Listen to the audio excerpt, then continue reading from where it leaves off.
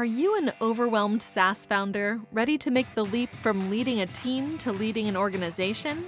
Join us each week as we refill your think tank with actionable tips and strategies from great business minds you know and those you don't know yet. This is SaaS Fuel with your host, 5-time entrepreneur, SaaS founder, and globetrotting adventurer, Jeff Maines. Welcome back to the SaaS Fuel podcast, where scaling SaaS means turning go-to-market from a hopeful launch into a machine that prints pipeline instead of excuses. I'm your host, Jeff Maines. I help B2B SaaS founders like you grow from traction to scale. Here, growth is more than just numbers. It's about crafting a future-proof company, premium valuation, and leaders who build a business of significance while living epic, adventurous lives. What does it really take to scale in a market that doesn't care about your story, your funding round, or your feature list? Especially when you're building through uncertainty, tight budgets, or industries that still think digital transformation means upgrading their fax machine.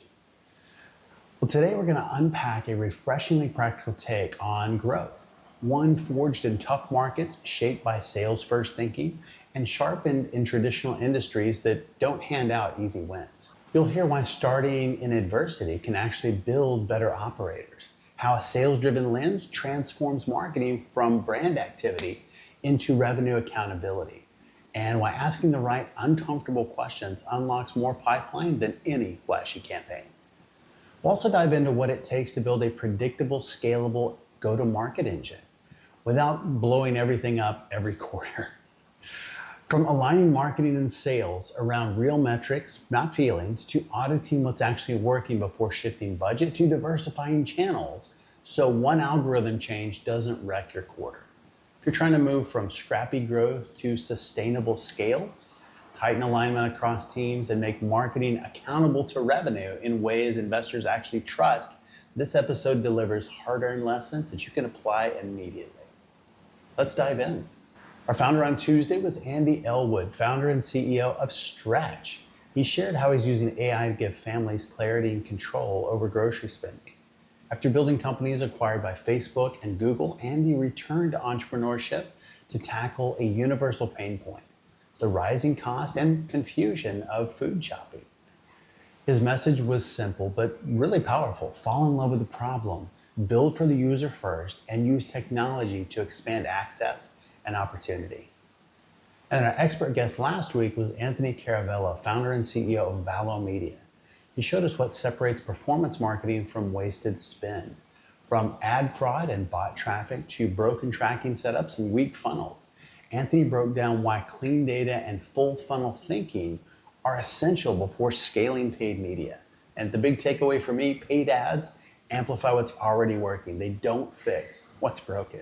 Something we all kind of know, but don't really practice all the time.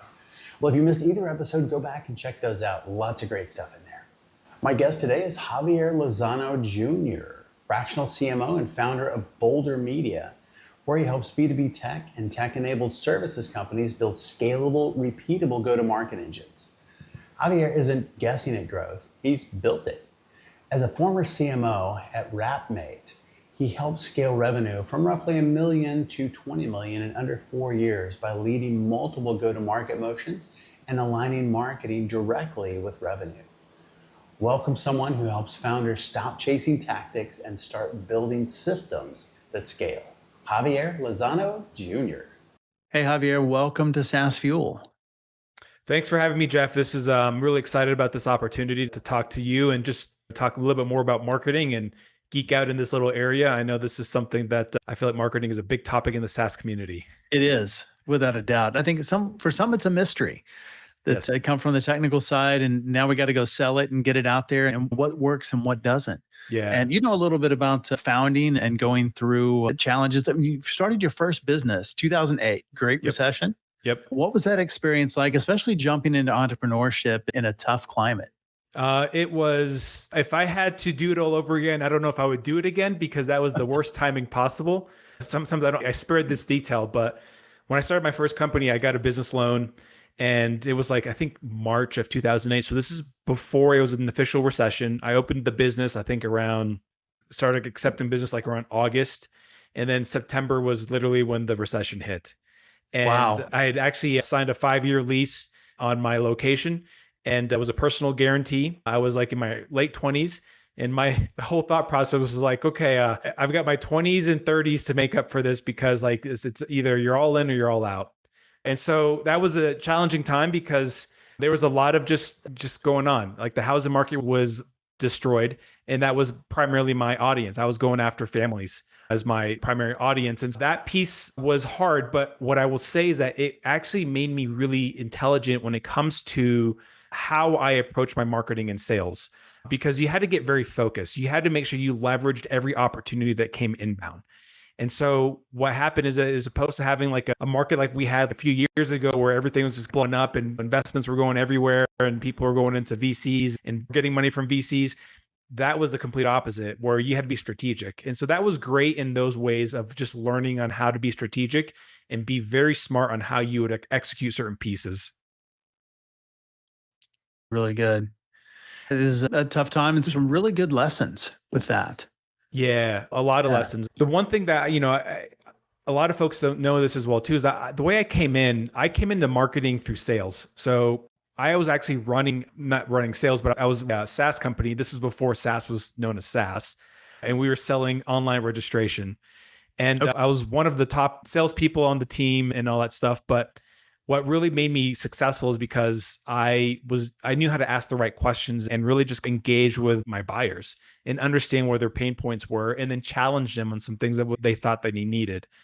So I took that kind of process and really applied it towards my marketing approach overall. So I really come into marketing more from a sales perspective, which is not very common. A lot of marketing leaders come from PR, from brand, and that's not bad. I'm not saying those are bad things. Sure. I've always come in it from a very sales-driven perspective and understanding, because at the end of the day, I really do believe that marketing needs to be influencing revenue in one way, shape, or form. It just can't be all day long. It can't just be demand all day long. It has to be a good balance. I like that. You've had some pretty good systems you built to help land enterprise clients, Raytheon, Anheuser-Busch. And what was the go-to-market unlock that made that level of scale to enterprise possible? Yeah, so that was when I transitioned after I sold my business in 2018. I basically went into in-house and started working in a new industry, which was in the facilities management industry, and wasn't familiar with it. And you might be wondering, like, how do you go from running your own business to going into this space and going after like mid-market and enterprise accounts? And so what I had going for me is I understood that the industry that I was in facilities specifically, it was a very old school approach. Everyone went to conferences. Everyone did the traditional ways of just how you market. We've been around since 1976, and this is a family-owned business and all this other stuff. And that's valuable to a degree. So what I did is I really just looked at myself and said, okay, how do I make us stand out a little differently? How do our company start getting these opportunities that we deserve? And so they start thinking about like, all right, these guys are doing something that's unique and different, and I'm willing to listen. So what I started focusing on was, this is 2019, so pre-COVID, where SEO was still pretty big, but then there was also a lot of demand as far as paid and stuff like that. I started focusing my focus on LinkedIn and building kind of an audience from there. Started creating content from an SEO perspective, where it was creating top of funnel by finding certain keywords that I knew that were very specific and niche. And that would help me kind of position ourselves as people who are doing a lot of search inquiries on saying, oh, these guys talk about this. That's interesting. And they would lead to specific landing pages. So it was nothing groundbreaking, but what it was is that going into an antiquated space and you're taking your traditional like B2C or SaaS type marketing playbook and applying that to a very like old school approach, it was, what are you doing? This is very different. Those things started leading to where we were getting phone calls from Anheuser-Busch, from Raytheon, from Dollar General, who we actually ended up closing that deal with, calling me on my cell phone. One great example is that the VP of facilities had called me on my phone. He's like, Javier, I've gotten 2 DMs from you on LinkedIn. I've gotten a couple of emails from you. You've left me a couple of voicemails. He's like, you now have my attention. And the idea is that it wasn't one approach. It was just a different prongs, multi-pronged approach. but you used everything as like as an asset, as a tool. So if I was going to reach out to them via email, it wasn't just like, hey, do you need this? There was a purpose behind it. There was something that was why I was going over there to ask them. And it wasn't even necessarily to try to get business. It was to see, are they happy with what they currently have? And do they have any problems that they can't get solved? And maybe we can be one of those solutions. It was more coming from negative. It's so good. Asking the right questions is where a lot of magic happens. Yeah, that's the part where I notice that a lot of sales folks lose out on opportunities is like, if you just ask more, you start unveiling more of the layers of the onions. And Yes. at one point, someone is going to basically just tell you to just look, you have the solution. You're the one I want to go with. And they'll keep unveiling that. But as you ask more questions, it gets you deeper into the core problems of what's going on. And it makes it, I'm not going to say easy to sell, but it makes it more personal where it doesn't seem like you're selling. It's just you offering advice. That's really good.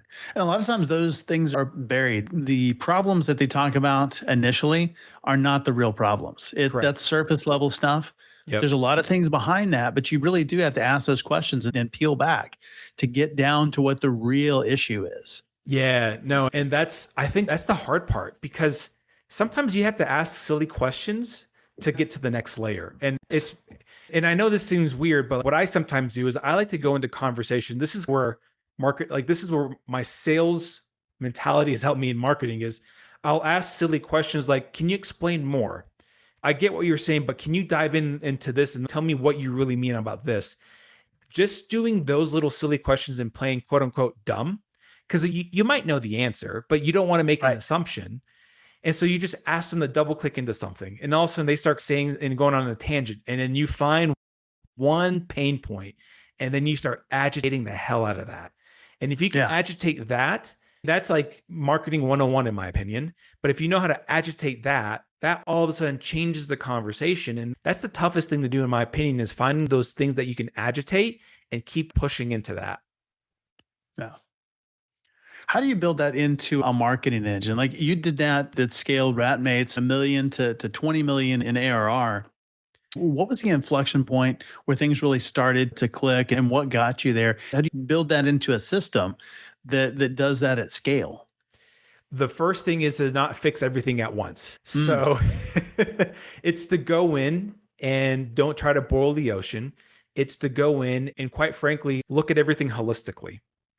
Look at what's working, look at what's not working. Don't make judgment calls or anything like that. Like, just look at everything. Don't change the website.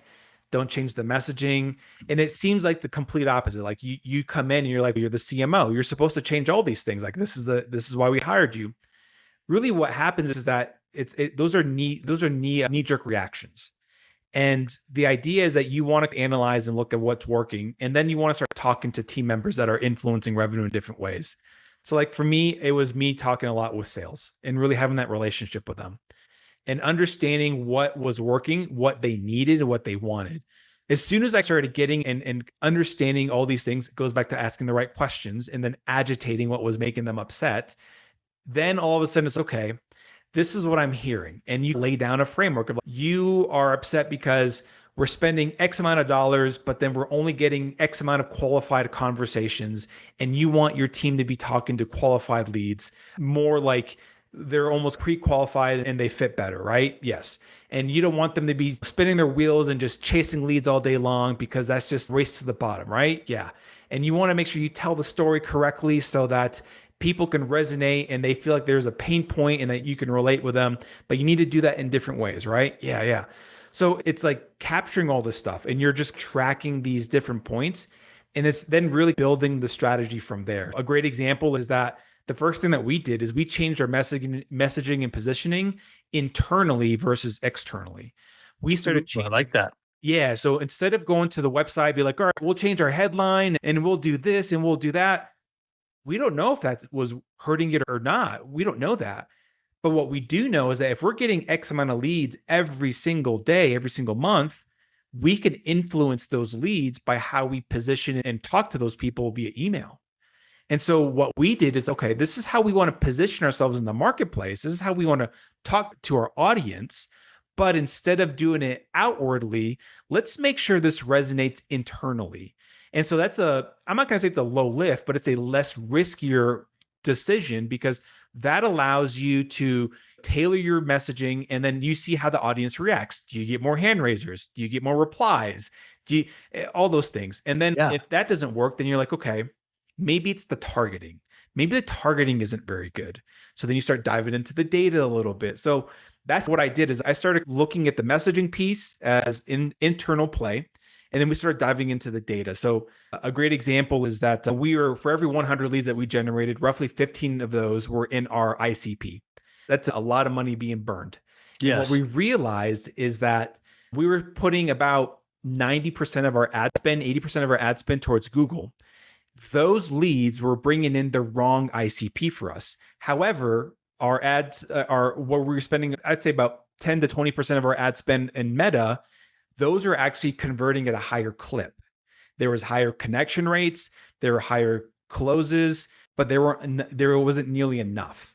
And so what we started saying is, okay, we at least found a signal. The signal is that Meta is delivering higher quality leads.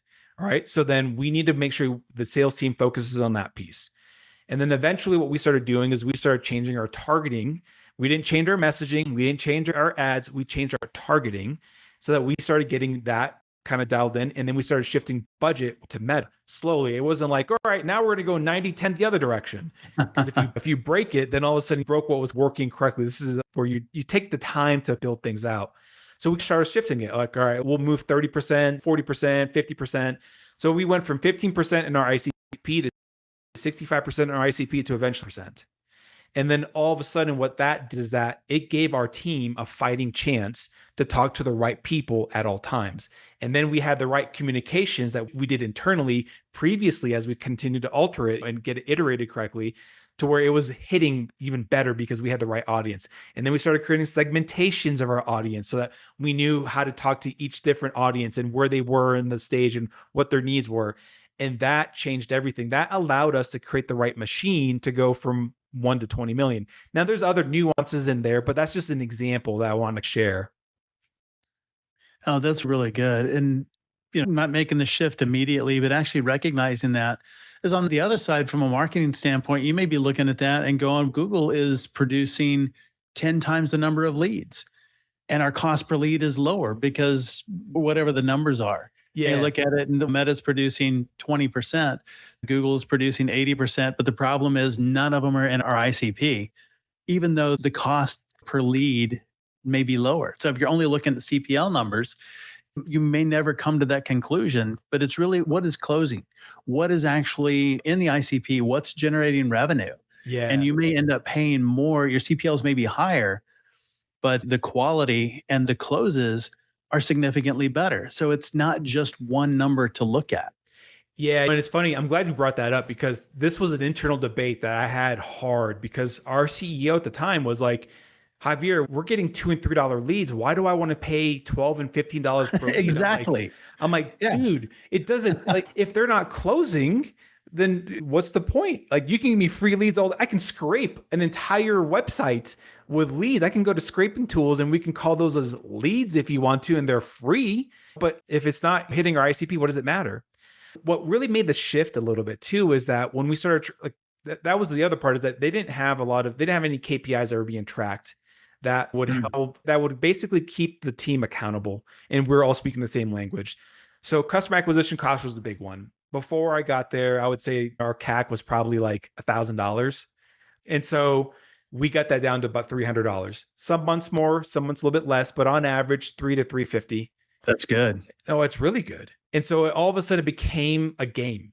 It became a game of, okay, I'm paying $15 for these leads, but then really to acquire that customer is only costing me $300 and our average cart value is $22.50. And so like you start doing the math backwards, you're like, this is working pretty well. Exactly. And so that's where the nuances fall. And so that's how we were able to build that one piece of that go-to-market engine.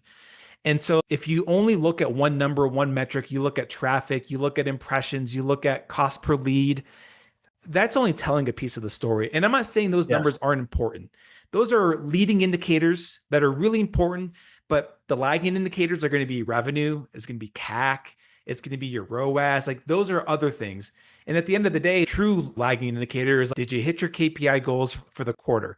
Did we hit our pipeline goal or our revenue goal for the quarter? Are we doing these things? Like, and how do they all lead up to it? All those things matter. And I'm not Yes. saying that they're not important, but what matters is that you're able to draw a line to that final conclusion. It makes a lot of sense. And it could very well be the case that at $1,000 CAC, you are hitting all those numbers. Exactly. But that doesn't mean that you're doing well. And I think that's one of the things that success masks is some of the what's underwater.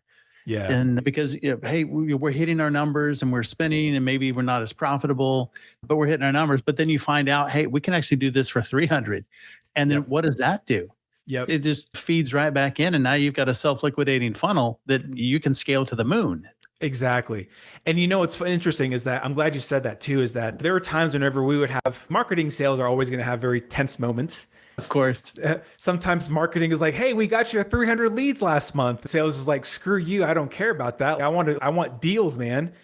And so I didn't tout that when I came in, but what I'm getting to is that we basically created a pipeline of like metrics of saying, hey guys, you can't come to me about how I feel on conversations. You have to come to me with stats. And because I can't optimize a funnel based on feelings, because you could have a bad day and you went through a series of 20 calls and they're all horrible. Okay. And which is totally fair. But I could also have a bad day and I wrote about a series of emails and they didn't really hit. And those aren't necessarily like things that I can quantify. I can quantify data and I can use statistics to help us figure this stuff out. When we started getting on the same page of what we considered as good leads, what we considered as bad leads, and we started like tracking conversions at different stages, that changed the dynamics of the conversation. And so that allowed us to have equal of, okay, don't come to me with feelings. I'm not saying feelings are bad. I'm just saying I can't go to my CEO and be like, this is what the sales team is feeling today. The board isn't going to really take that very well either. And you're like, the sales team feels a little underwater at the moment. Doesn't matter, man. Figure it out. So that allowed us to really have like strategic conversations. And so we would talk about stages and we say, okay, whenever we generate this and we do, this is how many converts into the next stage. When you guys are doing this and you're touching them a little bit sooner, this is what happens in these stages, or this is what happens whenever you don't touch them sooner. And we started figuring this stuff out where it literally it was just like 1 coin in, 8 coins back, 1 coin in, 8 coins back. And that's where scalability becomes very predictable. You can start creating the actual ground, and that allows you to raise a round of capital if you need it, because now you're like, hey, this is our floor, and we've been doing this for 18 months. Yep. Oh, that's good. One of the things that you mentioned just with the different channels is you had so much allocated to each one, and channel concentration can be risky. We've had this happen multiple times. Everybody is doing all of their advertising on Google or Meta or LinkedIn or YouTube, and then they have one channel that's crushing and everything is poured in there, and then their ad account gets shut down. Yes. What's your approach to building diverse, defensible demand engine that's not overly reliant on one tactic or maybe one algorithm? Yeah. So that's tough, because the whole saying of if it ain't broke, why fix it? And that is true to a degree. The way I look at it is this. Any channel you go into, it could work for you. Any channel, doesn't matter. Every channel could be successful. It depends on, you have to just know your audience. You got to know your targeting. You got to know the strategy, the go-to-market motion, like all that stuff. Yep. What you need to do is you need to create one of, hey, this channel is crushing it for us. Let's milk this and get learnings from this, knowing that we can't just depend on this channel all day long. But the idea is that you want to create something that's replicatable, and then you take the learnings from that channel and then you apply it to maybe another one. But you don't do that immediately. You don't do that in 2 months or 3 months. It's more of, hey, like we've been doing this for 6 months or 9 months or 12 months, and this is working very well. It's time to explore diversification into other channels. So a great example is that the majority of our leads came in from paid acquisition. But what we noticed is that about 40% of those came from organic. And so what that means is that our paid was basically influencing our organic traffic. And so does that mean that we don't post blogs or social content? No, it actually means that we should double down on that, because what Yeah. they're probably doing is that they're clicking on an ad. They're like, oh, interesting. They don't go to the site. They don't go to the landing page. They start doing a search on you. They see if your page is real. They see if you have any content. They'll do a search on Google to see if you have any posts or anything like that. They'll look at your reviews. They'll look at all these things. And so they start piecing these pieces together. And so where we leaned in next is, okay, paid is doing very well for us. It's getting X amount coming in. We need to lean into social content and credibility. So we need to be showcasing what we've done so that it's free, and we need to be growing our audience. We need to be just putting ourselves out there. And it doesn't have to be the best content, but we have to play the volume game. And so that's what we did. Is I believe that there are times whenever the best content is more important, and there's other times where volume is a little bit more important. You got to find that balance. And so what we did is we're like, okay, we're going to focus our attention on meta platforms, so Facebook and Instagram, and we're going to post content on there, and it's going to essentially really hit and just create curiosity and create trust. What we would get feedback from is that when our sales team would be like, hey, I just talked to this person and he's like looking at image 22 on Instagram or whatever, he needs to find that design and he wants that. So that told me, okay, so when we post content, that's enabling our sales team to sell better. So then if I give them more of these things, like where we're posting content, it's helping them close deals literally on the phone.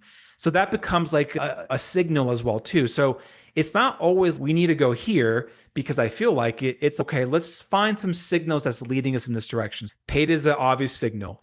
And then knowing that about 30 to 40% of our converted business was also from organic, but we knew that was influence. So that's a conversion signal. And then our sales team is telling us, I'm having a lot of these conversations where they're looking at images and they're on Facebook or on Instagram and they're telling us about the third image or the fourth image or whatever it is.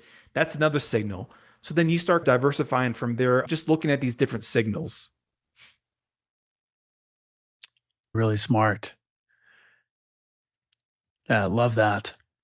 Yeah. The part that I notice is that signals doesn't always have to be stats. It can literally be like, it's like the sales team is like, dude, I was on 4 calls. 3 of them mentioned this. Right. That's a signal. Another signal is like you do a press release and that was the wrong target market as an example. I got a great story on that one, but wrong target market, but it brought in inbound and enterprise opportunity. We're like, okay, that's a signal.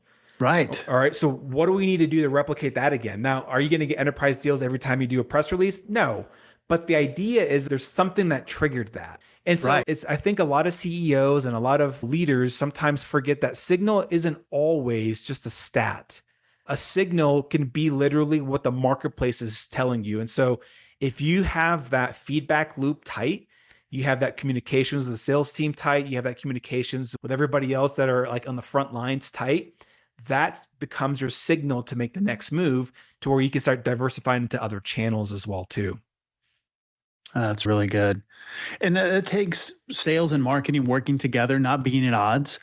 And marketing asking the questions, getting the feedback from sales, and sales having the trust, not just to say the leads suck, but to say why, or to say what is good in the conversation. Exactly. What is it that we want more of? What is it that's resonating right now? What is it that you're hearing out in the marketplace? Because that is frontline information. Are you missing key relationships that could transform your leadership? Most leaders are. They just can't see it. And here's what shocked me. The most successful leaders aren't lone heroes. They're the center of 4 specific relationships that multiply their impact while preserving their sanity. You're probably like everybody else, drowning in connections, but starving for real support. And it's creating a silent epidemic of leadership burnout among executives just like you. So, take my free assessment at thecaptainskeys.com. Discover which critical relationships you're missing in under 5 minutes, and then grab my new book, The Captain's Keys, part Netflix drama, part game-changing blueprint for leadership that actually sustains you. One CEO called it the owner's manual I never got. So stop flying blind and see what you're missing. Yeah. That was one of the things that I truly enjoyed at my last role was our SVP of revenue and myself, we were tied to the hip. 99% of the time we were aligned. The 1% of the time might be because of sports or something else. But 99% of the time, we were aligned on how our go-to-market strategy was going to work. And we would just be strategic on like, all right, this is how we need to position this to the team. This is how we need to talk to the sales team about this. And this is why. And so what's important is you got to find common ground with those people that have the most influence within your company. And that's what I did. And it helps that I had a sales background. It helps that I understand sales and that I too am motivated by commissions as well too. Like all those things help, don't get me wrong. But what's important is that you find common grounds. And so our common ground is, hey, we need to hit revenue goals. I can influence revenue by doing these things. What's one or two things you want me to focus on to help influence revenue so that your team always hits their numbers? An example is that when I came in, our team was selling about 20 or 30 deals a month per individual, they were proud of it. But once we get the engine going, it got to the point where our top performer was doing over 100 deals in a month.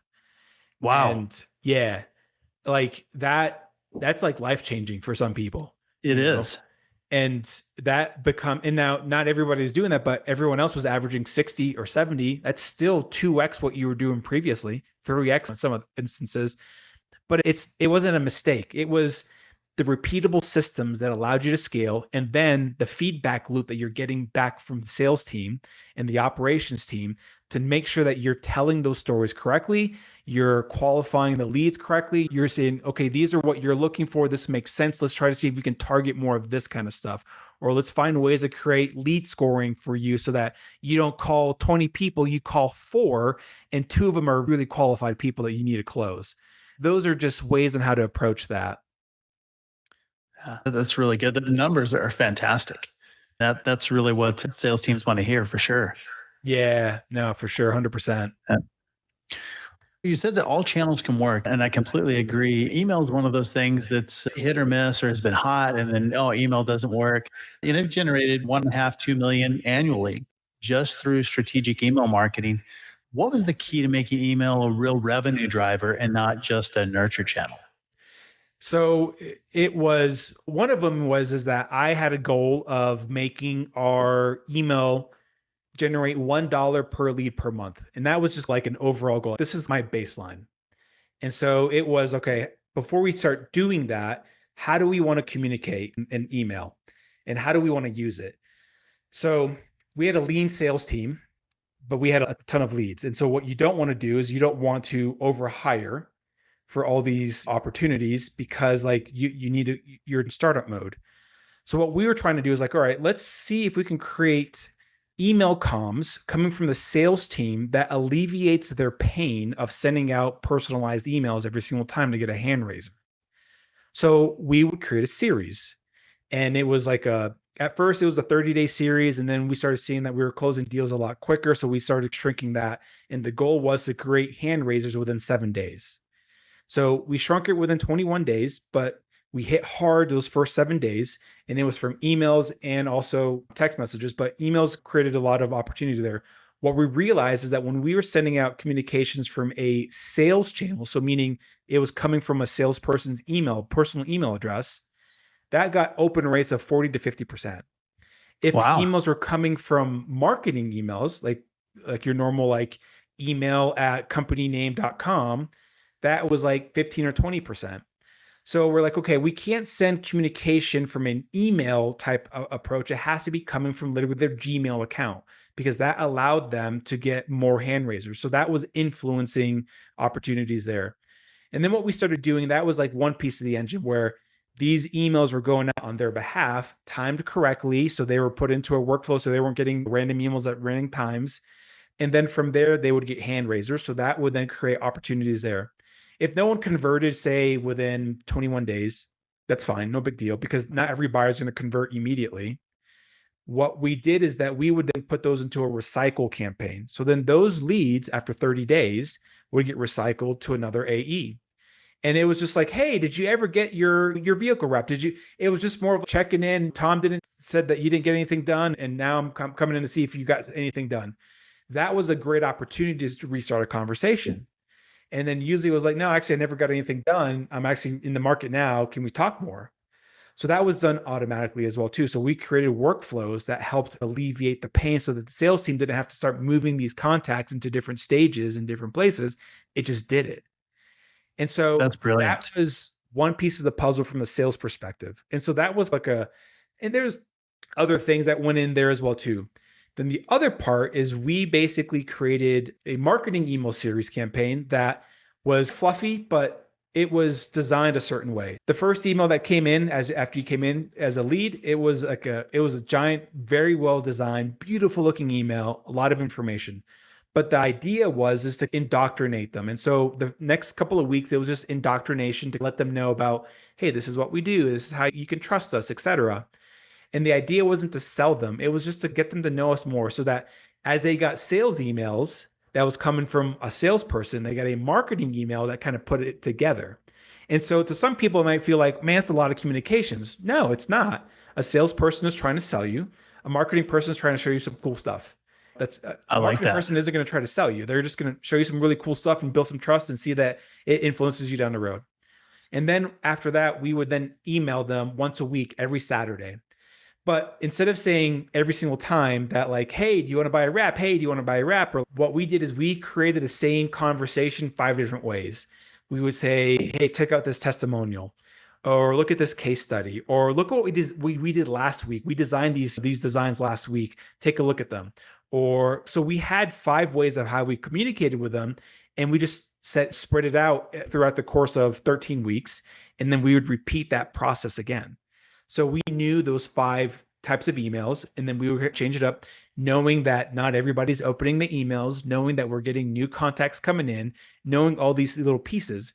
And so when we combined like that marketing piece and that sales piece, both strategies working in unison in conjunction, that allowed us to start creating that predictable email revenue that we were looking for. It helps whenever you have a larger email database. At the time before I left, I think we were about 250,000, which is a lot of contacts, but a lot of folks really miss out on the follow-up opportunities.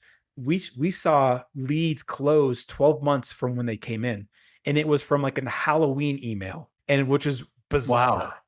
And when you see that, you're like, okay, that means that buyers are truly in different stages. It doesn't mean that they have to be buying now. They just have to know that you exist. And if you keep talking to them, they'll eventually start going down and trust you more. And so that's how we built that engine of essentially $1.5 to $2 million of email marketing, because we really looked at it from a holistic point of view versus marketing only sends this. That makes a lot of sense. I think a lot of people would look at that, and just like you said, you're communicating a lot. I can't email my people that often, but it's completely untrue, because if you're adding value, they don't care how often. If there's value in there, and it's not just, hey, buy my stuff, that gets old. Yep. But when they're getting value every single time, and you're hitting them from 2 really different standpoints as well, one from sales, one from marketing, very different angles. Exactly. I love that strategy.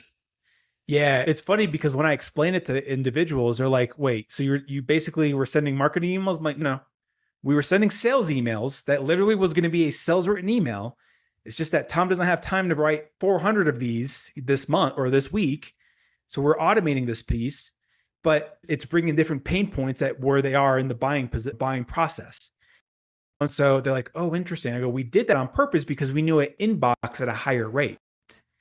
And so that inboxing piece was the most important part. I mean, whenever you have emails that are inboxing high and you have reply rates of 40, 50%, like that's a good email, but you got to leverage some of those little pieces there. And then the marketing piece, like I know that I'm not going to get a bunch of open rates, but it doesn't matter. That's not what the goal is. The goal is to just retell your story 8 different ways. That's the trick about marketing, is like, how can you say something the same way, 8 different ways, 10 different ways, 20 different ways, so that it doesn't seem like I'm repeating myself. Yeah, that's good. At what point where do you see the line between great automation and losing the human element? Oh man, that's a really good question, because I love AI. I love it. It's amazing. It is great. Quite frankly, I think we're getting and you're probably familiar with this, like there's a lot of AI slop that everyone is talking about because it's just almost too much automation. And I kind of love it. Not that I love the slop. But I love it because the people that bring the human element to marketing and sales, they stand out over that. And so all those people that are making all this noise, you're going to eventually get phased out. So really define the balance behind this is I think you use workflows and AI and other ways of kind of automation to where it's a repeatable thing that you do all. If you were going to send the same email to 20 people, just automate it. Now, if you're going to tailor the email 20 different ways, okay, let's probably try to see how we can speed that process up a little bit. And then you can still make it tailored. But the idea here is that you've got to still have that human piece of it at all times. And so I don't necessarily think there's like a perfect recipe here. I think right now we're in the world of let's try and see what happens. But what I'm going to make a future bet here is that I believe that people that are able to create a true human experience with their audience, whether it's a lot of people or just a few people, but if they still are able to create that true human experience, you're going to stand out more in the marketplace versus everybody else. And so I think that's your feedback loop. That's your signal, is that even though like it can't be automated, I don't know if you want that to be done, because if that's what sets you apart in the marketplace that from everybody else, that might be your golden goose. That might be your ticket of this is how we get in, is we automate these things, but we humanize this thing. Right. And so that's the part where, you just got to find that balance. I don't think there's a right recipe or a right way of approaching it. I think the wrong way is that everything could be automated. So that's the part that I think we're falling into place.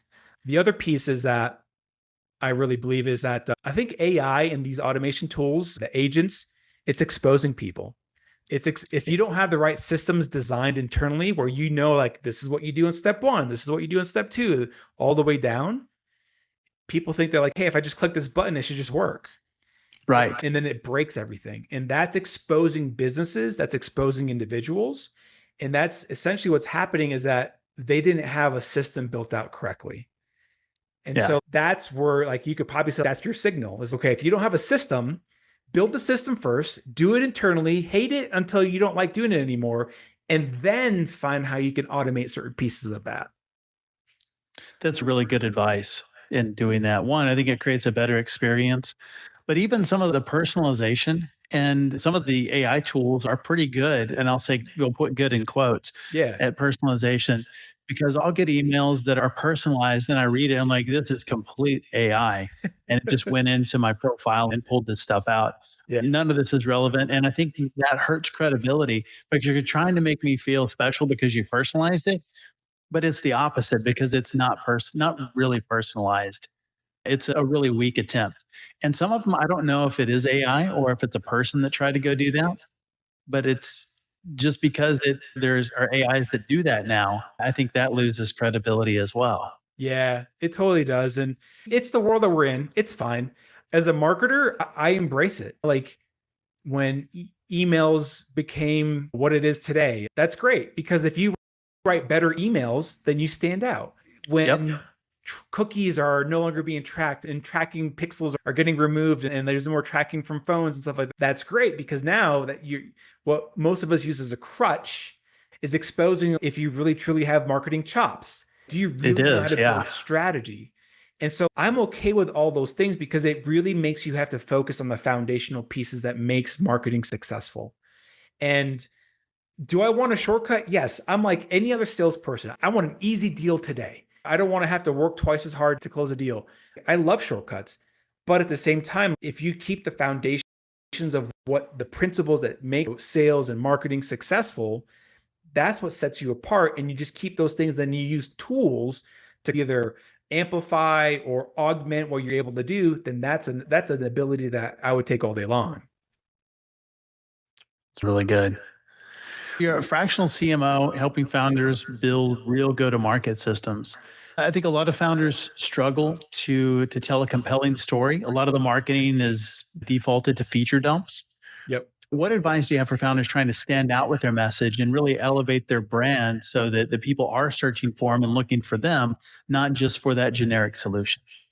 This is a good one because I see this all the time. Founders come to the table with all these brilliant ideas, all these things. We can do this. We have all so many use cases and it does this and it does this and it does this. I'm like, that's great. That's confusing though. I'm like, find one wedge, find one thing that you can crush in your sleep. You can have the worst salesperson on the phone and that just closes all day long. And then all of a sudden that changes the mindset of like, oh, instead of going to the market with all of this, we go to the market with this one thing. You want to be so good at what you offer that it's predictable. In football terminology, like I watch football, you want to basically tell the defense as when you're on offense, hey, we're going to run this play and we're going to get a first down. And you do it every single time because they can't stop it. And that's the idea of how you want to lay the foundation here. So when I talk to founders, it's really about diving into what is wedge that you got the ICP dialed in. You may not have the messaging 100% there, and you may not have the positioning 100% there, but when you talk about these 2 or 3 or 4 things, like these pain points, it just resonates. And as soon as they start saying, every time we have a conversation with PE firms that have this and they have this, all of a sudden we basically are closing these deals a lot closer. I'm like, okay, now where do these pay out? And then you start saying, they're typically in these places, they're doing these sort of things. Like, all right, perfect. So what really happens is that we've got to start, again, going back to what we started this whole thing with, is ask a lot of questions, start peeling back all these layers. And then you start finding the right kind of a strategy and approach. And then you just, you get it so dialed in that where you have the right go-to-market motion, you know exactly what the customer journey is. It is your customer, you have a name for it. So that you're like, we're only marketing to Tom. And this is why we market to Tom all day long. But you believe in this and you know that these people convert. And that creates credibility because then all of a sudden the founder is, oh, I don't have to go to market with all these other things. And then what you do next is that once you close that deal, you go back to them and be like, oh, by the way, we can do this. Oh, by the way, we can do this as well too. And that is where it's, oh, I get it now. So you offered me this one solution, but you have this other thing that you can bolt onto it that you already have built in. And that could also help me with this. It's an easier sell because it's just slowly introducing and indoctrinating them into different offers and offerings that you have. When you approach your go-to-market like that as a founder, you're not boiling the ocean. You're creating a competition against yourself. So you're no longer, who cares who the incumbents are? All you care about is like, this is what we do. And this is what we're really good at. It's really good. Where can people learn more about you online? A couple of places. First is I'm on LinkedIn all the time. So connect with me on LinkedIn, linkedin.com. Just type in Javier Lozano Jr. Type in the full name because I think I'm the only Javier Lozano Jr. So connect with me on there. I'm happy to have conversations on there as well too. You could also go to my website. You could go to bouldermediasolutions.com. When you spell Boulder, it's without the U, not the city. It's like literally bold. The big rock. Exactly, like the big rock. So those are the 2 places. And when you go to my website, I've got a diagnostic that I created on there that helps people actually start finding out where they have leaky pipeline. It takes you about 10 or 15 minutes to go in there and just fill out a form really quick to figure out what's going on. And it tells you where to fix certain pieces of your pipeline. We're like, hey, you need to put attention to this. What we discussed today, but it's just more pragmatic of do this. Like, how does this look like? And it gives you a score. So that's really fun. But anyways, with that, those are the 2 places I hang out the most. Really good. We'll make sure and link both of those in the show notes and that diagnostic as well, because everybody should go check that out for sure. Yeah, no, that'd be awesome. Jeff, this was great. I love the conversation and I hope your audience got a lot of value out of this. It's extremely valuable. Thanks for being on SaaS Fuel. Awesome. Thank you. Thanks again, Javier, for coming on the show and sharing your insights and resources. You can learn more about Javier and Boulder Media Solutions at bouldermediasolutionscreative.com. As always, all links, highlights, resources, and full show notes are available at saasfuel.com. And be sure to check out our YouTube channel as well. It's at Champion Leadership. Thought leaders share. Share this episode with a leader who says culture is everything, but hasn't taken PTO since 2019. Anybody relate to that? I hope not. Take that time off. Everyone who shares this week gets a mandatory out-of-office auto reply that activates whether you like it or not. What does it take to build a CRM company that thrives for decades, not just quarters? Next up, Alakam Jetha, AJ, CEO of Daylight, joins us to talk about systems thinking, resilience, and leading a SaaS company with discipline and long-term focus. His journey from refugee to CEO offers hard-earned lessons in sustainable growth and culture-first leadership. How do you protect your digital assets as your company scales or transitions? Well, coming up 1 week from today, we have Paige Weiss, founder and CEO of Tree Ring Digital. She shares how she helps companies track and safeguard hundreds of digital data points while building high-performance marketing systems. If brand protection and long-term growth matter to you, this one will absolutely hit home. She is fantastic. So I will see you next time, and as always, enjoy the journey. Thanks for listening to SaaS Fuel. Full show notes for each episode, which includes a summary, key takeaways, quotes, and any resources mentioned, are available at saasfuel.com. Be sure to follow and subscribe wherever you listen to podcasts. And if you're enjoying the content and getting value from these episodes, please leave us a rating and review at ratethispodcast.com/saasfuel. We'll be sure to read these out on future episodes.